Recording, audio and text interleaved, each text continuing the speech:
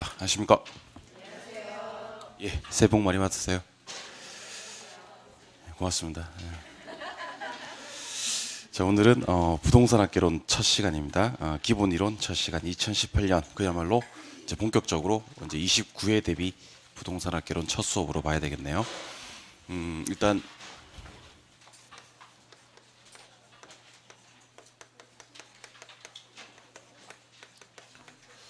오늘 공부하시는 과목은 이제 공인중개사 1차 과목의 부동산 학개론이고요. 제 이름은 이종호입니다. 이종호. 그리고 제 다음 카페 개인 카페에 있고요. 요 자료를 못 올렸었는데 그 11월 달, 12월 달에 수업했던 자료들을 제 다음 카페에다가 올려드릴 테니까 회원 가입하시면 되고, 다음 카페 이름이 이제 부동산 학개론 이종호예요.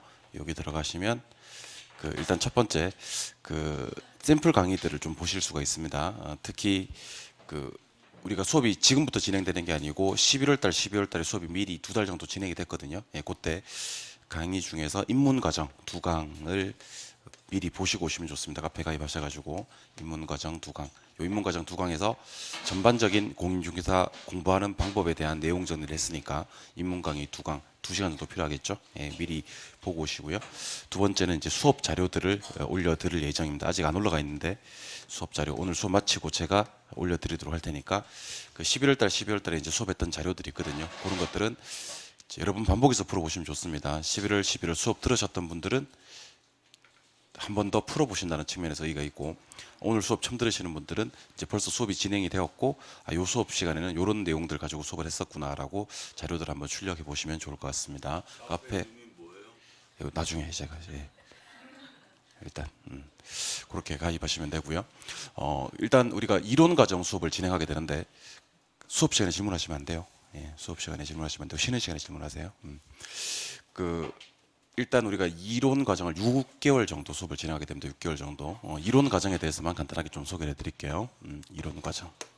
첫 번째, 두 번째, 세 번째 이렇게 해서 3번 정도 이론 과정, 요 기본서로 수업을 진행하게 됩니다.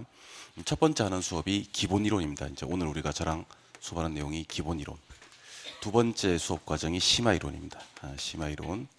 세 번째가 이제 이론 마스터. 이제 회사마다 이름은 조금 다른데 출판사마다 이름은 좀 다른데 거의 같은 개념으로 이제 2개월에 한 번씩 기본 이론, 심화 이론, 마스터 이론 이렇게 수업을 진행하고, 요 교재로 수업을 진행할 겁니다. 요 교재, 요 흰색에다가 녹색 밑에 들어가 있는 교재로 요걸 갖다 이제 우리가 기본서라 그래요. 기본서. 앞으로 선생님들이 기본서 그러면 오늘 받으신 요 교재를 기본서라고 보시면 되고요. 자, 그러면 2달 동안 이렇게 수업을 한 번씩 해서 총 3번에 걸쳐서 진행이 되는데, 수업 방법이 내용은 비슷한데요. 방법이 조금 달라요. 일단 기본 이론 수업은요, 아주 중요한 부분 위주로 수업을 진행하게 될 겁니다. 중요한 부분 위주로. 그러니까 기본서에 있는 내용 전체를 수업을 하긴 하는데 중요하지 않은 내용은 조금 삭제를 빼고 중요한 내용 위주로 수업을 하고요. 3, 4월 이론이 이제 심화 이론입니다. 심화 이론은 심자가 여러분 깊을 심자거든요. 원래는 조금 깊이 있게 다룬다라고 생각하시면 조금 먼저 겁을 먹을 수가 있어요. 내가 이론 수업을 2달 하고 기본 이론 수업을 2달 하고 너무 깊이 있게 들어가면 내가 이해하지 못할지 않느냐 라고 생각하실 수가 있는데, 이거는 깊을 심자가 아니라 자세할 심자입니다. 자세히. 너무 겁먹지 마시고 1, 2월 달에는 중요 부분을 하다 보니까 내용 간의 연결이 잘 안 될 수도 있고요. 좀 이렇게 기본적인 사항만 진행하다 보니까 너무 깊이 있는 내용을 다루지 못할 수가 있어요. 그래서 좀 깊이 있는 수업을 3, 4월 달에 진행을 하게 될 거예요. 그리고 이론 마스터 과정은 이제 이론 수업, 기본서로 하는 이론 수업의 마지막 과정이고요. 여기서는 약간 응용 과정이 필요할 겁니다. 응용이란 것 제가 좀 이따 수업 말미에 한 번 더 소개를 해드리겠습니다만은, 우리가 이제 이론 수업을 지금 진행하지 않습니까? 그죠? 이론을 해서 나중에 궁극적으로는 문제를 푸셔야 돼요. 그런데 결국 많이 알고 있는 사람에게 자격증을 주는 시험이 아니라는 거예요. 그럼 결국 주어진 시간 안에 문제를 빨리 풀어서 60점이라는 점수를 만들어내는 사람들에게 우리가 자격증을 주는 그런 시험입니다. 결국 이제 우리가 그동안 이론 수업했던 것 갖다가 문제풀이 어떻게 응용할 건지에 대한 고민하는 수업이 5, 6월 달에 이론 마스터 수업입니다. 이렇게 해서 6개월 정도 수업을 진행하게 되는데, 어떤 느낌으로 공부를 하시면 되냐면요, 이런 느낌으로 공부를 하시면 돼요. 이런 느낌으로. 그러면 살짝 찌그러졌는데, 뭐 대충 이랬다고 칩시다. 어떤 느낌으로 공부하시면 안 되냐면요. 이런 느낌으로는 공부를 하시면 안 됩니다. 이런 느낌으로. 요게 공부하는 방법이고요. 이렇게 공부하시면 안 된다는 거예요. 어떤 얘기를 드려보고 싶은 눈치 빠르신 분들은 눈치를 챘겠지만 한번 이렇게 내용을 넓혔다가 한번 줄여주는 공부를 하셔야 돼요. 자격시험에서 특히 60점 자격시험에서 필패하는 공부가 어떤 공부냐면 계속 범위를 넓히시는 분들이 계십니다. 그러니까 한번 넓혔다가 한번 줄여주시면서 실력이 향상이 되고 이제 우리 수험에 도움이 되는 거지 계속 범위를 넓혀 가시는 공부는 절대로 좋은 공부가 아니라는 거예요. 그래서 기본 이론에서 중요한 내용을 다루고 3, 4월 달에 조금 넓혔다가 다시 범위를 줄이시는 공부를 하신다라는 느낌으로 공부를 하시는 겁니다. 알겠죠? 예. 요게 끝나고 나면 이제 요게 1, 2월, 요게 3, 4월, 요게 5, 6월. 그럼 7월 달부터는 10월 달 시험장 갈 때까지 이제 문제풀이를 진행하게 될 겁니다. 지금 그 문제풀이 가서 제가 오리엔테이션 한번 더 할 거예요. 일단 이론 수업은 이렇게 3번 진행을 할 거고 느낌은 이런 느낌으로 공부를 하신다 하는 게 있으면 됩니다. 자, 그다음에 두 번째 이제 우리 공부하셔야 될 내용은 우리 공인중개사 시험의 특징 중에서 가장 중요한 특징 중에 이런 특징들이 있습니다. 제가 수업을 똑같이 4시간 수업을 진행한다 하더라도요. 거기 수업들 중에서는 상당히 강조하면서 중요하게 다루어서 수업을 진행하는 내용들이 있고 요거는 그냥 뭐 대충 보셔도 됩니다 하는 내용들이 있습니다. 그럼 과연 우리 공인중개사 부동산학개론에서는 어떤 부분이 중요 부분이고 어떤 부분이 중요하지 않는지에 대해서 먼저 말씀을 드리고 하도록 하겠습니다. 그러니까 여러분들이 학원 나오시는 이유를 곰곰이 생각해 보셔야 돼요. 학원을 나오시는 이유는 집에서 혼자 독학할 때와 학원에 나와서 공부할 때와 차이점이 뭐겠어요, 그죠? 예. 학원에 나오시는 이유는 강의하는 사람들은 매년 시험에서 어떤 것들이 중요하게 다루어지고 어떤 부분들은 중요하게 다루어지지 않은지를 알지 않습니까, 그죠? 그런 내용들을 여러분들이 저한테 배우려고 학원에 나오신 거예요. 그러면 부동산학 개론에서는 어떤 부분이 중요 부분인지를 알려드리도록 할 거예요. 먼저 3가지를 제가 중요 부분이라고 할 겁니다. 첫 번째는 이제 수요 공급 이론이라는 파트가 중요 부분입니다. 수요 공급 이론이란 파트. 요거는 나중에 보시면 부동산 경제론이란 파트에 나옵니다. 두 번째가 부동산 투자론. 세 번째가 감정 평가론. 이렇게 해서 3개 파트. 일단 문항수를 한번 적어 볼게요. 작년 기준으로 적어 보면 작년에 수요 공급 이론에서 5개 나왔습니다. 5개. 투자론에서 작년에 9개 나왔습니다. 9개. 감정평가론에서 작년에 7개 나왔습니다. 7개. 그럼 이걸 합쳐보면 21문항 정도가 되죠. 예. 좀 이따 우리 저랑 부동산학개론 전체 목차를 한번 볼 건데 전체 목차가 8개 파트예요. 8개 파트. 그러면 사실은 3개 파트에서는 산술적으로 본다면 한 15개 문제가 나와야 적당한데 요 3개 파트에서 20문제, 21문제까지도 출제가 되었습니다. 이 3개 파트를 제가 중요 부분이라고 하는 이유는 첫 번째는 당연히 출제 비중이 높습니다. 비중이 높다. 문항이 많이 나온다. 두 번째 이 3개 파트를 중요 부분이라고 하는 이유는 바로 변별력 때문입니다. 변별력이 높다. 이 변별력이란 말은 제가 아주 많이 하는 내용인데 아직 우리 목차가 머릿속에 없으니까 제가 간단하게 몇 가지를 소개해 드리겠습니다. 우리 나중에 공부하시다 보면 부동산 개발론이라는 파트가 있어요. 우리 부동산 학개론 7편에 부동산 개발론이라는 파트. 문항수는 한 몇 문제 정도 출제되냐면 5문제 출제가 됩니다. 5개?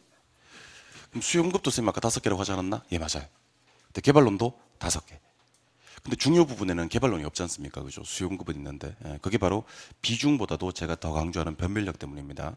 그럼 아까 방금 제가 소개해드렸던 개발론 파트가 5문제 나온다고 했는데 이 5개 나오는 개발론 파트를 공부를 정말 열심히 하시면 몇 개 맞추시냐면 한 서너 개 정도 맞추세요. 5개 중에서.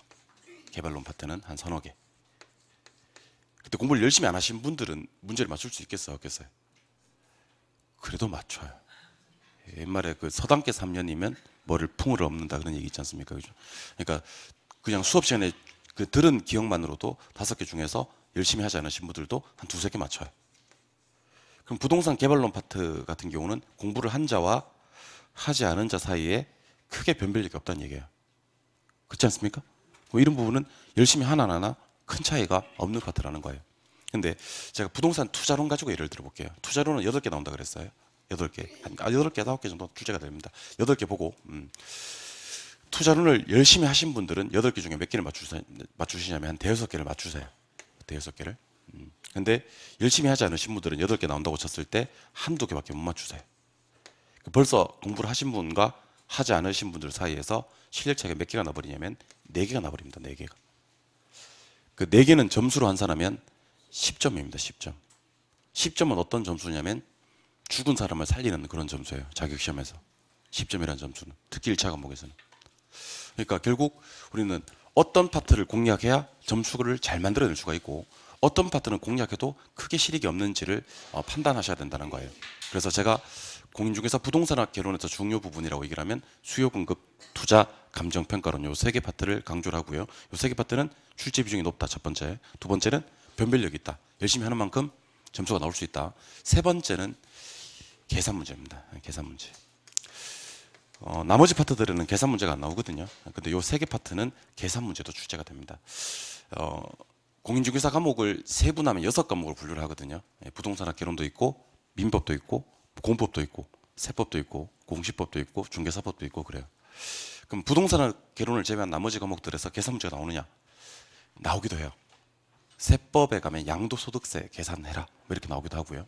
그다음에 간혹 이제 중개사법에 가면 중개수수료 한번 계산해봐라 뭐 그런 경우도 있고요. 민법에 가면 그런 경우 잘 없는데 민법에 가면 뭐 20회당 동시배당 뭐 그런 게 있어요. 그런 게 그런 것도 해봐라 이런 식으로 간혹 문제가 나오기도 합니다. 근데 다른 과목들에서 계산 문제는요 시험의 승패를 좌우할 만큼 계산 문제가 많이 나오지는 않습니다. 근데 유일하게 부동산학 개론이라는 과목은 계산 문제로 시험의 승패가 갈립니다. 여기서 질문 하나 드리겠습니다. 학창 시절에 수학 잘했던 사람 손 들어보세요. 손 내리세요. 이런 사람들은 이제 부동산학 개론에서 상당히 유리하신 분들이에요. 그러니까 공인중개사 부동산학 개론에 나오는 수학들이 막 이렇게 미분이 나오고 적분이 나오고 그러지는 않습니다. 근데 수학적 감각이 있는 분들은 부동산학 개론에서 상당히 유리하고요. 수학적 감각이 없는 분들은 부동산학 개론에서 상당히 불리하다고 생각하시면 됩니다. 왜냐하면 계산 문제가 몇 개 나오는지를 한번 확인해 보겠습니다. 자, 세 번째는 계산 문제입니다.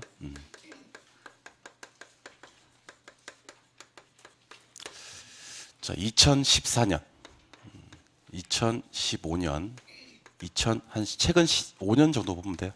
16년, 2017년. 여러분들이 치르시는 시험이 2018년입니다. 여기 이제 29회예요. 29회. 그러니까 10일씩 더해가면 돼요. 10일씩 더해가면 몇 회인지 알 수 있습니다. 요거 28회. 요거 작년 시험이었지. 요거 27회. 요거 26회. 요거 25회. 이렇게 보시면 돼요. 회차가 이렇습니다. 그러니까 여러분들은 합격하시면 29회 공인중개사가 되는 거예요. 29회 공인중개사. 참고로 이제 26회 때 2015년도에 시험에 그 개론이 계산 문제 몇 개 나왔냐면 7개 나왔었어요. 7개. 그 27회 때는 몇 개 나왔냐면 9개 나왔었어요. 9개. 그럼 25회 때 궁금하시죠? 25회 때는 11개 나왔었어요. 11개. 점수로 환산하면 11개니까 22.5점인가요? 예, 22.5점이죠. 25점, 27.5점이네. 20, 됐습니다. 그 정도 되고. 계산이 안 되네. 작년 시험에서 10개 나왔습니다. 10개. 예. 올해 시험은 이제 여러분들이랑 저랑 예측을 열심히 해봐야 되는 거고. 그럼 최근 5개년 동안 계산 문제가 그 2015년도를 제외하고는 다 8개 이상씩 출제가 되었습니다. 그러니까 점수가 이제 우리 8개를 보통 이제 우리가 10점 보거든요. 8개를 10점 정도 보는데 10개가 넘어가면 이제 10점이 넘어가는 아까 10점이라는 점수가 죽은 사람 살리는 점수라고 했는데 너무 많은 문항이 출제가 됩니다. 기본적으로 계산 문제는 한 8개 정도 보시면 돼요. 8개 정도. 8개는 기본적으로 나온다. 최근 추세가 계산 문제가 좀 많이 나오고 있는 추세예요. 사실 예전에는 계산 문제가 몇 개 나옵니까? 라고 물으면 6개에서 8개 나온다 그랬었어요. 근데 이제는 계산 문제가 몇 개 나온다고 얘기를 해야 되냐면 최근 추세에 따르면 한 8개에서 10개까지 나온다라고 얘기를 해야 될 것 같아요. 최소로 잡아도 8개. 그럼 8개 중에서 그 8개를 다 틀리시면 남들은 100점에서 출발하는데 본인은 80점에서 출발해야 되는 그런 상황입니다. 100점에서 60점 만들기는 쉬운데 80점에서 60점 만들기는 상당히 어렵습니다. 그리고 계산 문제를 다 포기하면 80점. 거기서 이제 이론을 갖다 그러면 어느 정도 다 맞춰야 되는데 계산 문제 다 포기하는 사람 치고 이론을 완벽하게 잘하는 사람들도 잘 없습니다. 그러니까 계산 문제 8개 중에서 제 생각에는 딱 절반 정도, 한 4, 5개 정도의 계산 문제를 맞추셔야 되고 실제로 맞출 수가 있느냐? 맞출 수가 있습니다. 저는 여러분들한테 계산 문제를 열심히 하라고 얘기를 하진 않겠지만 계산 문제를 너무 일찍 포기하지는 말아달라는 얘기를 드려보고 싶어요.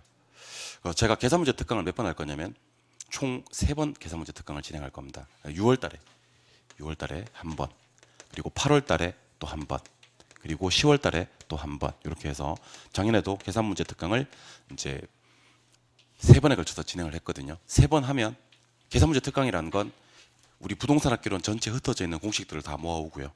요거 관련되는 문제들을 한번 다 모아오고요. 그래서 한 번에 한두 시간 정도 날 잡아서 정리하는 과정이거든요. 그래서 지금은 이제 따로따로 배우실 겁니다. 투자론에서 계산 문제 찔끔 좀 배우고, 수요공급 이론에서 계산 문제를 조금 찔끔 배우시고, 감정평가론 가서 계산 문제를 또 찔끔 좀 배우시고, 그러다 보니까 종합되어서 정리가 안 돼요. 문제를 딱 막상 드리면요, 이 본 적은 있는데 이 문제를 어떤 공식으로 어떻게 풀어야 되는지를 갖다가 잘 접목을 못 해내세요.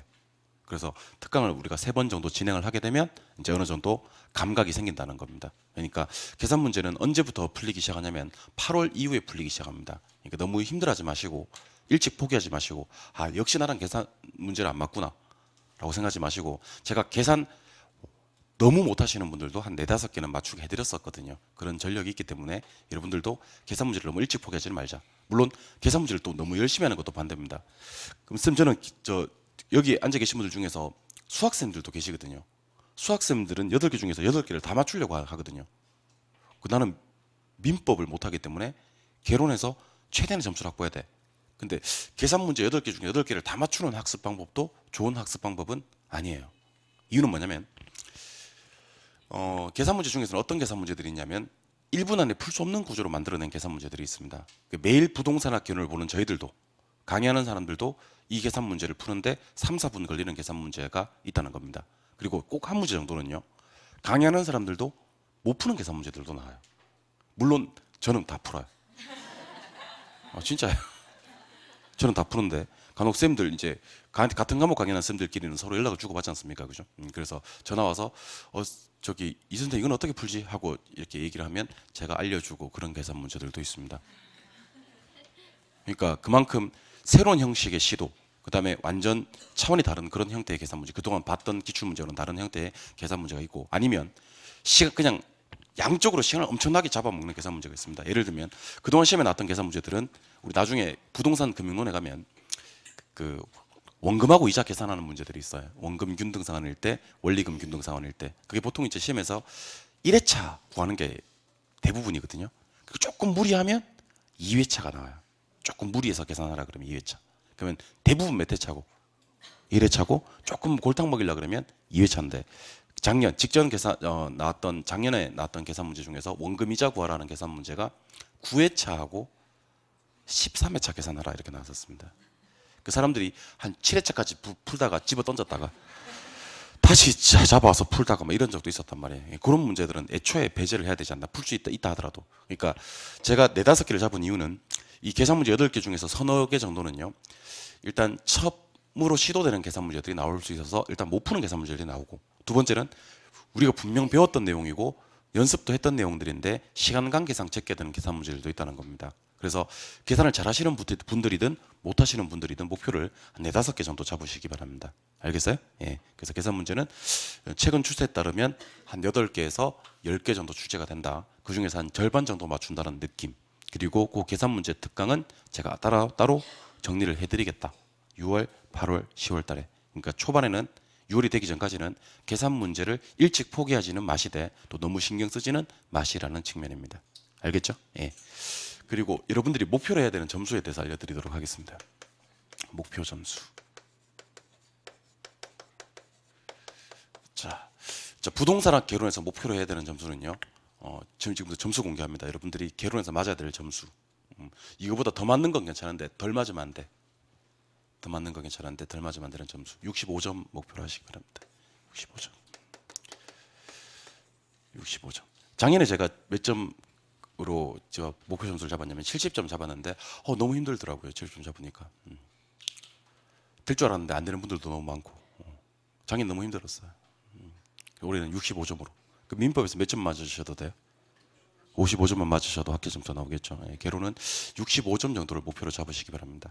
그 65점을 맞기 위한 노력, 어떤 노력을 하시면 되는지에 대해서 알려드리도록 하겠습니다. 4가지 노력을 하시면 됩니다. 첫 번째는 당연히 지각 하시면 안 돼. 지각. 결석. 지각은 봐드릴게요. 뭐 지각은 그럴 수 있지 뭐. 애들 어린이집 맡기고 오다 보면 늦을 수 있지 뭐. 지각은 봐드리는데 결석은 안 되고요. 혹시 결석을 하셔야 되는 피치 못할 사정이 있으시다면 보충하셔야 돼요. 동영상 들으시는 분들도 그 화요일 날 또는 수요일 날 계획표를 딱 잡으셔가지고요.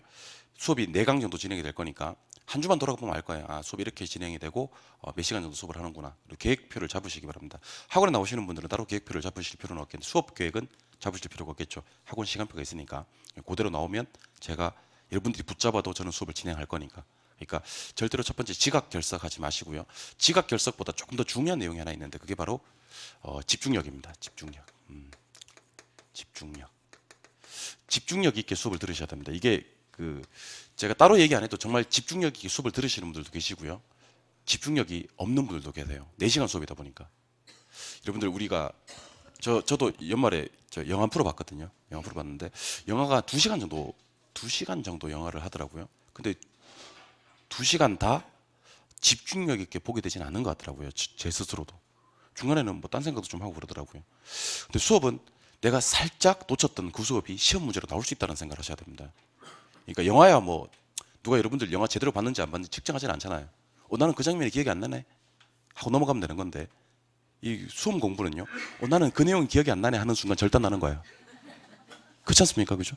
그러니까 내가 잠깐 딴 생각했는 가운데 상당히 중요한 내용을 수업을 했고 그게 시험에 나와버리면 나는 그게 기억이 안 나는데 그럼 다른 옆에 사람들은 수업을 진행했대 그거 했잖아 그거 강조했잖아 자기네 강조했던 게 기억이 안 나는 거지. 그러니까 수업과 전혀 단절되는 사람들이 간혹 있다는 겁니다.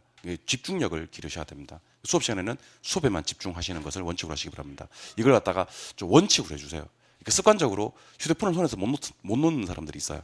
자꾸 카톡 봐야 되고 자꾸 검색해야 되고 특히 이렇게 주식 하시는 분들도 계세요. 주식 자꾸 검색하고 그렇죠? 예. 그러면 주식도 안 되고 공부도 안 되고 둘 다 안 돼요. 주식도 망하고 이것도 망하고 둘 다 망해요.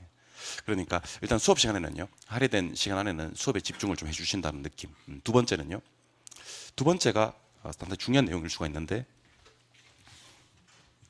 두 번째가 반복입니다. 반복.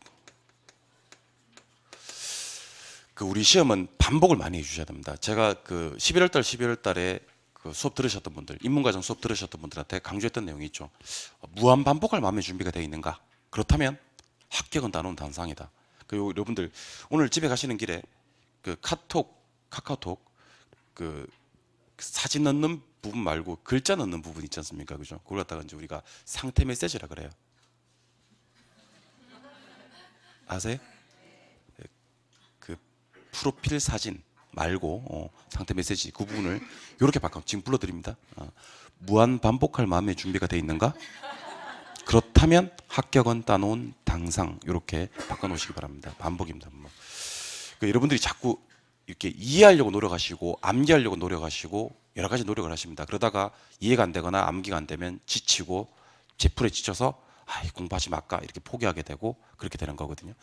그러니까 제가 봤을 때는 이 반복이 자격시험에서는 상당히 중요한 합격의 열쇠다 하는 생각을 하셔야 됩니다. 그러니까 무한 반복할 마음의 준비가 되어 있어야 됩니다. 지치지 않고 계속 반복할 마음의 준비가 되어 있어야 돼요. 그러니까 특히 우리가 공인중개사 과목 중에서는 민법이 제일 중요하다고 하거든요. 민법 같은 거 어렵다고 하지 말고 자꾸 어렵다고 하지 마.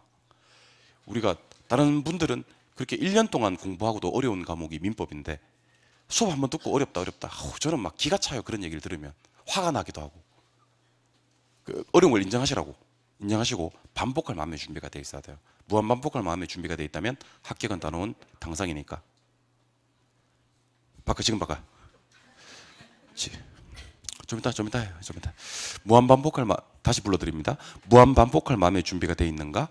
그렇다면 합격은 따놓은 당상. 반복만 하시면 됩니다. 세 번째. 자, 즐기자. 영어로 enjoy yourself.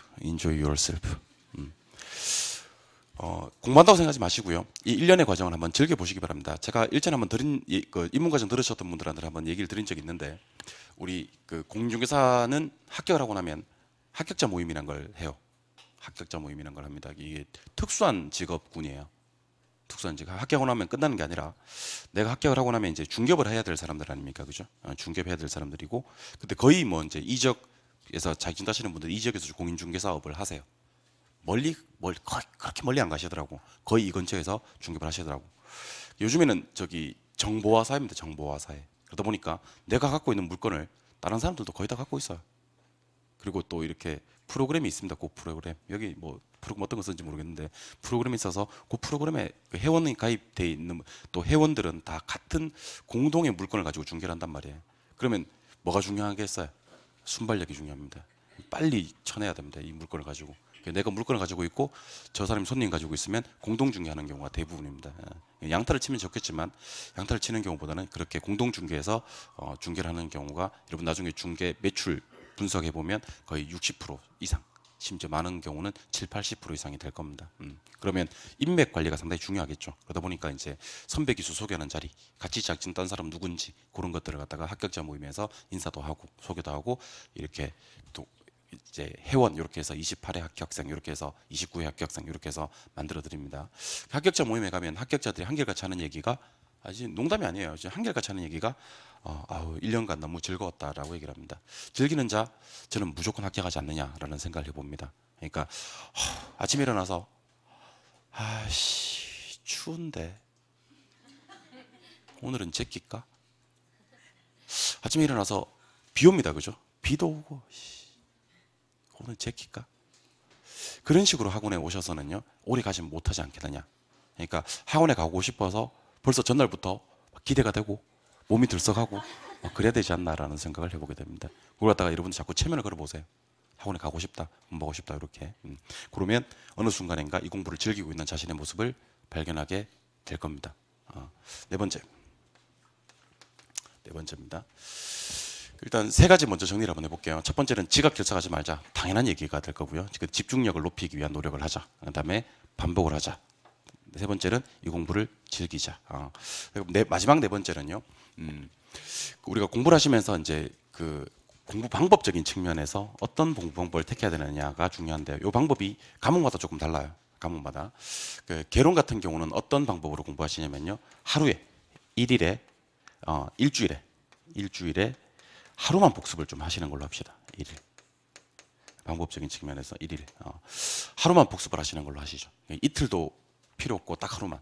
그러니까 우리 학원 나오시는 분들은 이 수업이 화요일날 진행이 되기 때문에 개론은 화요일날만 복습한다라는 생각으로 일주일을 공부해 주셔야 됩니다. 근데 이게 어떻게 하시면 좋으냐면요. 시간을 따로 정하세요. 오늘 화요일날 복습을 하셔도 되고요. 아니면 목요일날 복습하셔도 되는데 꼭 특히 이제 세 과목 우리가 보통 중요 과목이라고 얘기하거든요. 민법, 개론, 공법 요 세 개 과목인데요. 한 4월달 정도까지는 수업은 오전에 무슨 수업을 들으셨던지 관계없이 요 세 과목 위주로 해서 복습을 진행하시면 되고 특히 1차 두 과목은 복습을 많이 해주셔야 되는데 그중에서 부동산학 개론은 하루만 복습을 해달라. 방법적인 측면 하루만 복습을 좀 해주시기 바랍니다. 그러니까 수업 듣고 끝 그건 좀 상당히 위험한 공부일 수 있다는 거예요. 자신의 것으로 소화하기 위한 노력을 꼭 하셔야 됩니다. 그러니까 일주일에 하루 정도는 부동산학 개론의 시간 할애를 하시기 바랍니다. 그러면 하루 정도 집에 가서 공부를 할 건데 수업을 어떻게 들을 것이냐. 필기적인 부분을 제가 말씀드릴게요. 필기. 지금도 열심히 필기하시는 분들도 계시고 그냥 가만히 눈만 껌뻑껌뻑하면서 수업을 들으시는 분이 계신데 개론 시간에는 필기를 하지 않는 것을 원칙으로 하시기 바랍니다. 필기를 안 하셔도 돼요.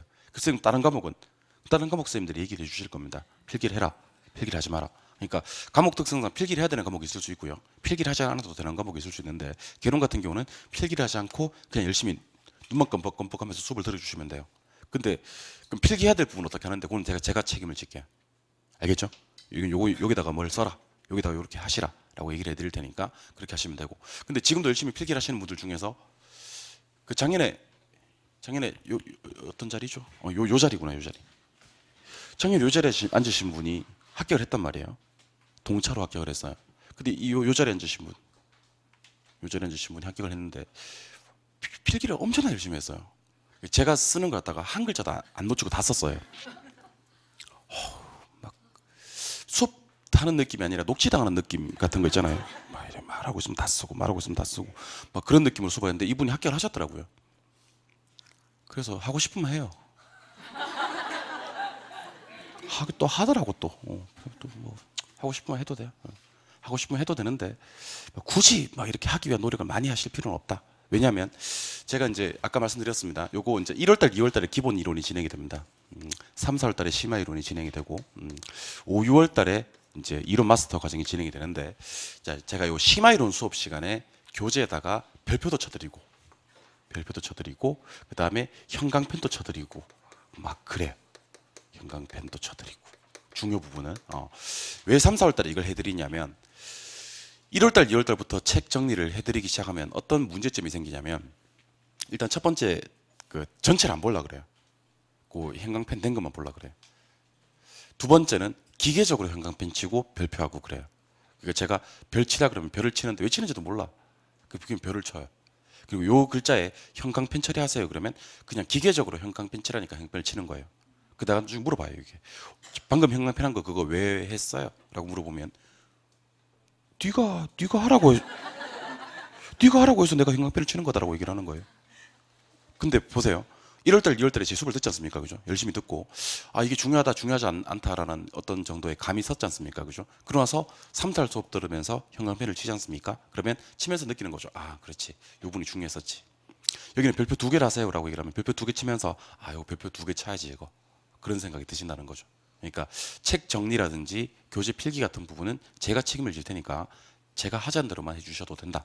굳이 따로 필기를 하고 하실 필요는 없다는 겁니다. 아시겠죠? 예. 근데 우리가 목표라는 게 아까 요 그림 기억나세요? 공부 이렇게 하자 그래. 공부 1번으로 하자 그랬어요? 2번으로 하자 그랬어요? 1번으로 하자 그랬죠? 범위를 마냥 넓히는 겁니까? 한번 넓혔다가 줄여주는 겁니까? 줄여주는 과정에서는 뭐가 필요하다 그랬어요? 응용이 필요하다 그랬죠. 응용은 우리가 이론적으로 배웠던 것들을 문제에 적용하는 거라 그랬지 않습니까? 기억나시죠? 예. 자, 그런데 우리가 이렇게 6개월 동안 수업을 하고 제가 농담이 아니에요. 6개월 동안 수업을 하고 막상 7월 달에 문제집을 받아들지 않습니까? 그죠? 문제를 풀려고 보면 문제가 잘 안 풀리는 경우가 있어요. 분명히 수업 시간에 배웠던 내용이고 그래서 지문다색 중에 답을 찾으려고 하는데 답이 잘 안 찾아지는 경우가 있어요. 그게 이제 응용력이 없다는 건데 그 응용력을 제가 지금부터 좀 기르는 방법을 알려드리고 싶은데 오늘 새 선물로 제가 응용력 기르는 방법을 어떻게 하나 알려드리고 싶은데 궁금하세요? 아니 별로 안 궁금하면 그냥 수업 바로 들어가도록 하고요. 궁금하시면 제가 그 방법을 어떻게 완전 궁금해요? 예. 그럼 제가 지금부터 궁금하다고 했으니까 제가 응용력 기르는 방법을 하나 소개를 해드릴게요. 일단 교재를 한번 펴보십니다. 교재 23쪽 한번 펴보세요. 교재 23쪽.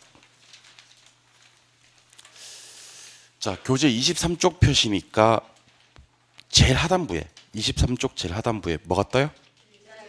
길잡이 문제라고 떠요? 예. 길잡이 문제가 1번이 있고 한 장 넘기시니까 2번도 있고 그러네요. 그죠? 예. 그리고 책을 좀 더 넘기셔서 26쪽으로 가보세요. 26쪽으로 가시니까 길잡이 문제 몇 번이 나오죠? 3번. 요거는 몇 회 때 나왔던 문제인가요? 26회 때 나왔던 문제네요. 그죠? 예. 그러다가 책을 조금 더 넘겨보시면 교재 페이지 53쪽으로 한번 가보세요. 53쪽. 53쪽이요. 자, 53쪽 왼쪽에 보니까 또 아까 봤던 길잡이 문제 같은 게 있죠. 예. 그리고 53쪽에 가시니까 기출 및 예상 문제라고 돼 있나요? 예. 기출 및 예상 문제라고 해서 문제가 총 한 6개 정도 있는 것 같아요. 찾으셨나요? 예. 자, 그래서 교재 중간중간에 자, 확인해 드립니다. 교재 중간중간에 문제들이 나와 있습니다. 문제는 총 2가지예요. 예. 길잡이 문제. 길잡이 문제가 있고 그 다음에 기출 예상 문제가 있어요. 기출 예상 문제. 그러니까 문제 교재 형식을 보니까 내용이 나와 있고 거기 보니까 길잡이 문제들이 있고 기출 예상 문제들이 있습니다. 이 문제들을 이제 미리 한번 풀어보시는 게 좋아요. 미리 풀어보시라. 1월달부터. 원래 이제 요 내용들은 언제 가면 풀리냐면 한 7월달, 8월달 좀 늦으신 분들은 9월달, 10월달 가야지 풀려요. 9월달, 10월달 가서 풀리면 돼요, 안 돼요? 돼요. 그래 풀려도 돼요. 예. 안 되긴 뭐가 안 돼요. 예. 10월 27일까지만 풀리면 돼요. 우리가 10월 26일까지 모르다가 10월 27일 딱 한 번만 그날만 풀려도 되고 혹시 안 풀려도 돼. 잘 찍어도 되고. 아무튼 우리는 10월 27일 날 그때까지만 풀리면 돼요. 자, 근데 아까 말씀드렸듯이 6개월 동안 이론 수업을 듣다가 7월 달에 막상 문제를 풀려고 하는데 안 풀린다. 그러면 사람들이 어떻게 되냐면 당황하게 된다니까요. 그 당황이 당황으로 그치는 게 아니고 이 공부를 포기하게 만든다니까요. 이 공부를 포기하게 만든다. 아, 내가 중개사 맞지 않는 사람이에요. 이 시험과 맞지 않는 사람이었구나. 6개월 동안 시간 허비를 했네. 지금이라도 다른 길을 찾아봐야 되겠네. 하고 이 바닥을 떠난다니까요. 6개월 동안 공부하시다가. 자, 그러면 우리가 이제 미리 문제를 풀어놓으시면 일단 7월 달에 깜짝 놀라는 경우는 없어요. 미리 문제를 풀었기 때문에. 그 다음에 이론 수업을 들으시면서 문제까지 같이 적용하시면 응용력 기르는 데는 최고입니다. 최고. 근데 문제가 뭔지 아세요? 문제가 풀리면 좋은데 안 풀린다는 거예요. 안 풀려요. 여기 지금 공부 처음 하시는 분들도 계시고 재수강 하시는 분들도 계신데 재수강 하시는 분들은 제가 누군지 알지. 작년에 제 수업을 들었으니까. 근데 또 고객의 비밀은 절대로 보장하니까 공부 처음 작년에 하셨던 분들은 제가 모른 척 해드릴게요. 그 옆 사람한테는 처음 한다고 얘기해도 돼. 처음에는 처음 한다고 해놨다가 나중에 한 5월달 정도 좀 친해지면 그때 사실은 내가 작년에 잠깐 했었다 이렇게 얘기하면 되니까. 알겠죠? 예. 아니면 공부 처음이라고는 했지만 내가 이 학원에서 처음이지 다른 학원에서 한번 했었다 이렇게 얘기하면 되니까. 이 학원에서 처음이라고 얘기하면 되니까. 아무튼 제가 고객의 비밀은 보장해 드립니다. 그분이 먼저 아는 척 할 때까지는 제가 절대로 아는 척 안 해드리겠습니다. 알겠죠? 예, 그러니까 그거 작년에 공부한 게 탄로날까 봐 걱정하지 마시고 그분들 제외하고 처음 하시는 분들은 절대로 문제가 안 풀려요. 어떻게 이론 수업 한번 듣고 문제가 풀리라는 거죠. 그러면 문제를 못 푼다. 그걸 전제 조건으로 깔고 그럼 어떻게 하느냐? 하나, 둘, 셋, 넷. 4단계인데요. 자, 먼저 첫 번째 문제부터 보십니다. 문제부터 보세요. 문제 보시고 지문을 보셔야 됩니다. 지문. 문제가 뭔지 알죠? 문제는 뭐냐면 다음 중 가장 틀린 것을 찾아라. 다음 중 가장 옳은 것을 찾아라. 다음 가로 안에 들어갈 말을 순서대로 나열하시오. 이게 문제고. 두 번째는 지문. 몇 개? 5개. 우리 지금 오지선다니까. 지문 5개를 다 읽는 게 중요합니다. 다 읽고 바로 정답을 보세요. 정답을 보시고 바로 해설을 보세요. 해설을 보세요. 그래서 저는 문제를 풀신다는 느낌보다는 문제를 확인한다는 느낌으로 한번 시간을 보내보자는 겁니다. 집에 가서 복습하실 때. 문제를 확인한다. 이 과정이 중요할 수 있다는 겁니다. 이 과정이 중요할 수 있다. 그러니까 문제가 안 풀린다고 여러분들 너무 겁먹지 마세요. 우리가 그동안 학창시절에 공부를 어떻게 해왔냐면 정답을 보는 걸 상당히 금기시해 왔단 말이에요. 정답 보고. 여러분들 정답 보는 거. 그러니까 쌤들이 예전에 학창시절에 우리 전과라고 있었거든. 전과. 동아전과, 표준전과. 전과 알아요? 전과? 전과 알아요? 전과 알아? 전과? 전과 모르지? 동아전과 모르지? 모를 줄 알았대. 하여튼 전과 모르지? 옆 뒤에 전과 아시는 분 계시니까 물어봐. 쉬는 시간에 전과 먼저 얘기해 주세요. 이 친구 전과 모른다. 그러니까 이 정답을 보고 뺏기는 것 같다가 상당히 우리가 금기시 왔는데 자격시험은요. 자격시험은 정답을 보셔도 됩니다. 알겠어요? 근데 여러분들 너무 걱정하지 마시오. 해설을 보셔도 됩니다. 자, 우리 국어에서 결론을 도출하는 방법에 2가지 방법이 있습니다. 연역법이란 것도 있고요. 귀납법이란 것도 있습니다. 귀납법, 연역법 들어보신 적은 있죠? 예. 자, 보세요. 이러하니까 이제 논거들이 쭉 나오는 겁니다. 이러하다. 그래서 결론은 이렇다. 이렇게 하셔도 되는데 결론부터 먼저 내는 거야. 결론은 이래. 근데 왜 결론을 이러한지 뒤에 가서 맞춰도 자격시험에서는 전혀 관계가 없다는 얘기입니다. 처음에 얘기 드렸잖아. 10월 달에 문제 풀리면 돼야 안 돼요? 그때도 풀려도 되니까. 결론을 먼저 내시고 이 결론을 도출하기 위한 논거들을 뒤에 가서 나열하셔도 충분히 가능하시다는 거예요. 그러니까 여러분 문제를 미리 확인하시면 좋은 점이 있습니다. 한번 생각해 봅시다. 제가 1월 달부터 제가 2번 하라고 할 거거든요. 2번 하라고 할 건데 뭔 말인지 몰라도 좋아. 근데 문제, 지문, 정답, 해설을 갖다가 1월 달에 2번 정도 읽는 거예요. 여러분들이. 아시겠어요? 다른 과목도 마찬가지니까 몰라도 돼. 2번 정도 읽었어. 그러나서 이제 3, 4월 달에 제가 이 수업을 또 해야 하네요. 하겠지. 3, 4월 때 수업을 하면 이게 중요합니다라고 얘기를 하면 아까 말씀드렸잖아. 그냥 기계적으로 별표 치던 게 문제를 미리 확인하고 오신 분들은 별표를 치면서 아 맞아. 이거 중요해. 요 단어 형광펜 처리하세요. 그러면 형광펜 처리하면서 아 그렇지. 그 다음에 제가 요 부분은 이렇게 시험에 틀리기 자주 나옵니다. 그럼 여러분들이 뭐라 그래? 나도 봤다. 여기 이렇게 틀리게 나오는 걸 나도 봤다. 이렇게 되는 것이. 학습의 효율성이 상당합니다. 그러니까 아까도 말씀드렸듯이 적어도 우리가 이런 오류를 범하시면 안 돼요. 1월 달부터 6월 달까지 열심히 이론 수업만 하고 열심히 이론 수업만 하고 7월 달에 당장 문제 풀이를 하기 위해서 문제를 풀려고 했는데 한 개도 안 풀린다. 이런 경우는 막으셔야 되고요. 두 번째, 응용력을 일단 길러야 될 거 아닙니까? 우리가 배운 내용이 문제로는 적어도 어떻게 출제되는지를 아셔야 됩니다. 그러니까 우리 자격심에 최적화된 공부를 한번 해보자는 거예요. 자격심에 최적화된 공부. 이해하셨어요? 예, 그러니까 우리가 학문적 성과를 다루기 위해서 학원에 나오신 게 아닙니다. 그럴 필요도 없고. 나중에 공인중개사 시험이 끝나고 부동산학 개론이 한 개도 기억이 안 나도 돼요. 근데 막 기억이 난다 또. 한 개도 기억이 안 나도 되는데 막 기억이 난다. 그러니까 민법도 한 개도 기억이 안 나도 돼요.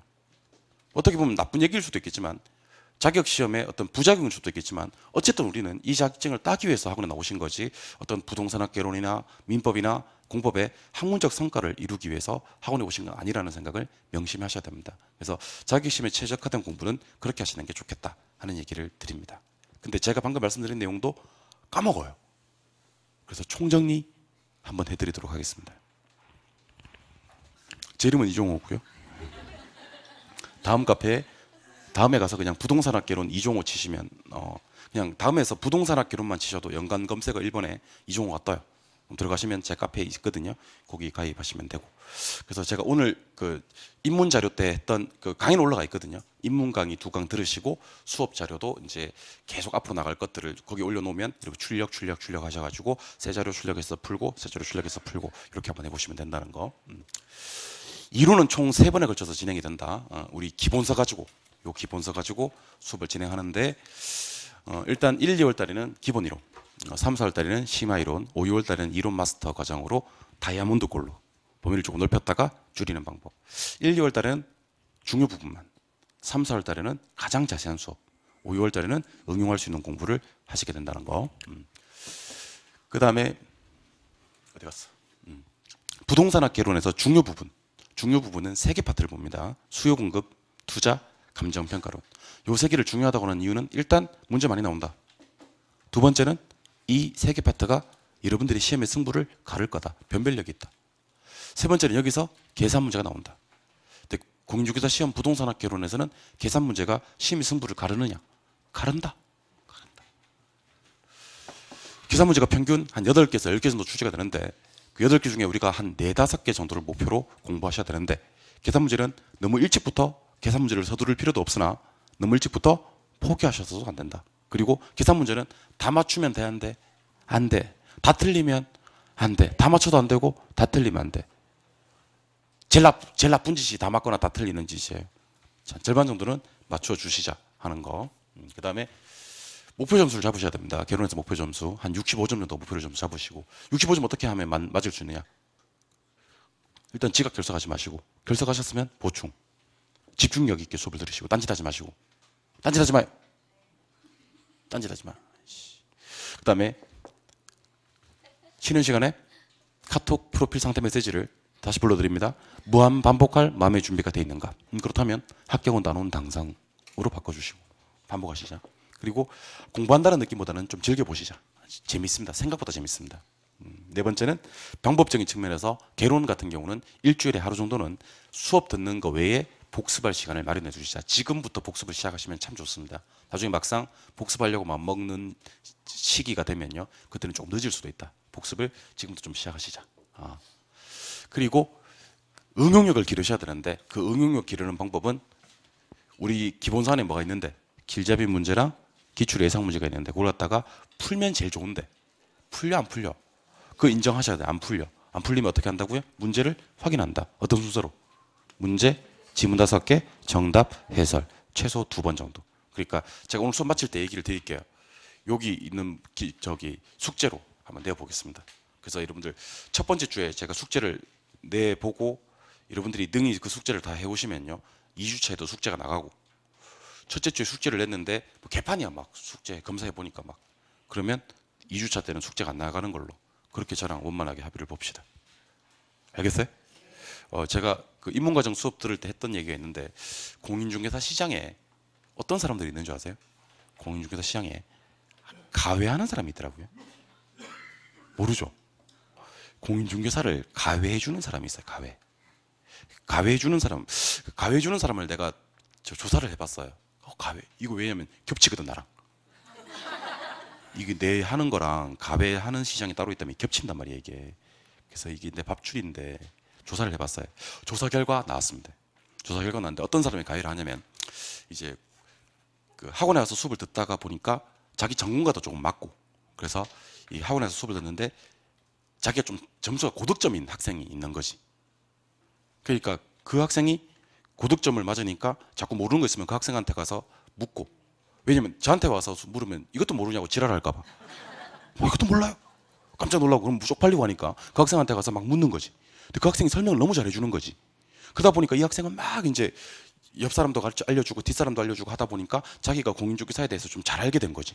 그래서 시험을 마치고 막상 중개업을 실무를 해보려고 하니까 나이가 너무 어린 거지.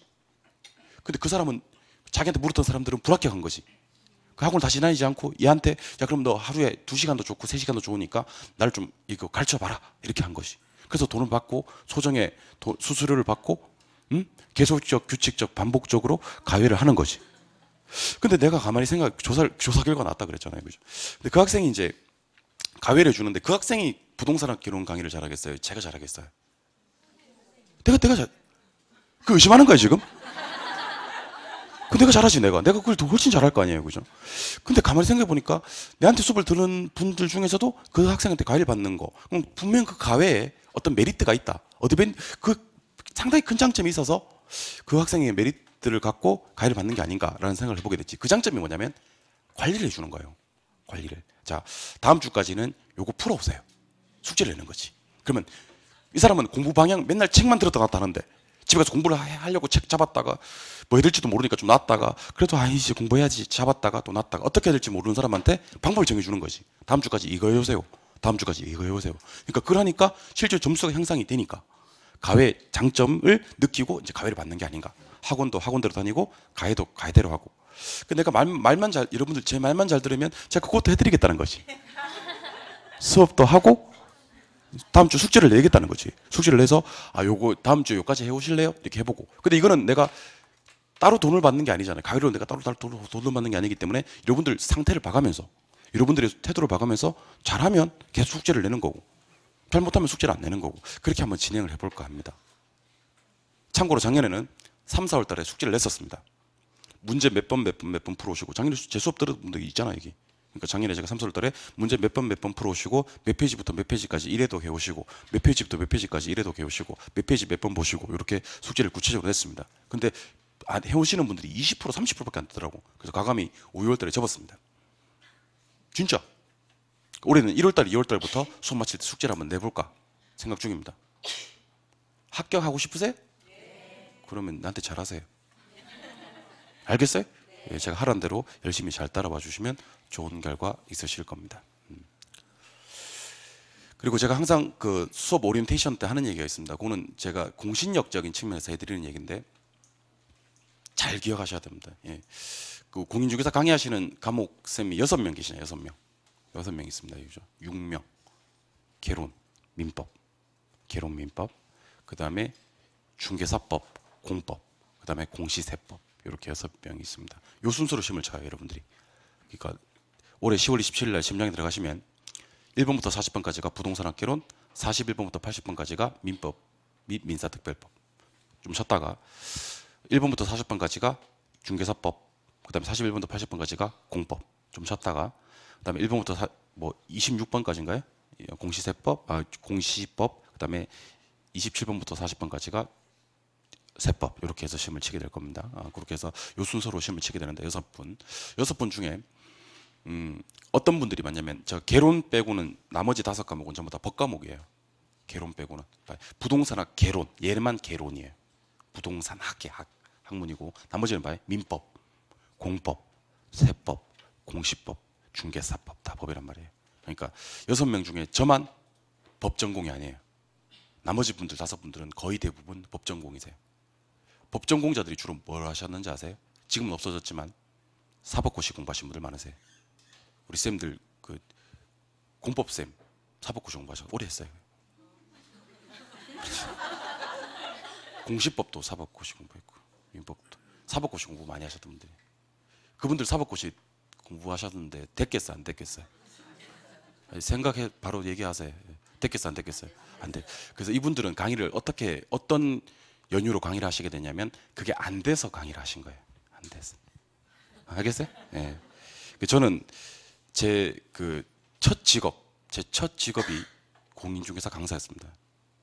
제가 다른 직업을 가져본 적이 없어요. 뭐 공부를 따로 해왔다든지 다른 직업을 가져본 적이 없습니다. 무슨 말을 하고 싶다는 얘기예요? 순수 혈통이란 얘기예요. 이것저것 섞이지 않았다. 푸어. 상당히 순수하다는 거지. 그래서 제가 한 번씩 다른 강의를 전 다른 강의 듣는 걸 싫어하지 않기 때문에 들어보거든요. 우리 공법쌤들, 민법쌤 이렇게 강의하는 걸 들어보면 참 좋은 얘기 많이 하세요. 참 좋은 얘기 많이 하시는데 좀 우리 실정에 좀 안 맞는 얘기도 많이 해보면 우리는 무슨 공부인데 공인중개사 공부인데 자꾸 다른 얘기 하는 경우도 좀 있더라고. 그래서 혹시 제가 제시하는 공부방법이랑 다른 분들이 제시하는 공부방법이랑 조금 다르다면 누구 말을 들어야 된다? 개론생. 왜 개론생은 뭐니까? 순수혈통이니까 그걸 반드시 기억하셔야 됩니다. 제가 다 조사를 해봤어요. 조사를 해보니까 공인중개사 강의하는 사람들 중에서 첫 직업이 공인중개사 강사였던 사람은 없더라고. 다 다른 일 하다가. 그게 잘 됐겠어 안 됐겠어? 안 되니까. 안 되니까 공인중개사 강의하러 오신 분들이 대부분인데 저는 처음부터 공인중개사 강의하고 지금까지 잘 되어오고 있어요. 그러니까 앞으로 공인중개사 쪽의 공부 방법적인 측면에서는 제가 하란 대로 하시면 제가 충분히 65점 드릴 수 있다라는 얘기를 드리는 겁니다. 아시겠죠? 예.